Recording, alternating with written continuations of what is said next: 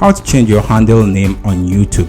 Changing your handle has become important in order for you to establish your brand on YouTube. In this video, I'm going to show you a quick way on how to get it done. If this video helped you, please consider to subscribe and give this video a like. On your YouTube app, navigate to the bottom right corner where you see your profile name and tap on it. On this interface, proceed to the top where you see your channel name. Under it, you could see View Channel. Make sure to tap on View Channel. Allow it a moment to finish loading. This will drop you into an interface like this. Navigate to the right panel where you see this edit icon and tap on it. Allow it a moment to finish loading. As you correctly see, this is the channel settings. Underneath, we have the name, the handle, and the channel URL. In order for you to change your handle name, all you have to do is to proceed to tap on this handle and then make your necessary changes that you want. In my case, my current handle is @TechHow-to. If you have any question, you can leave it in the comment section. I'll do my best to attend to you. If you enjoyed this video, consider check out our next video. See you in the next video.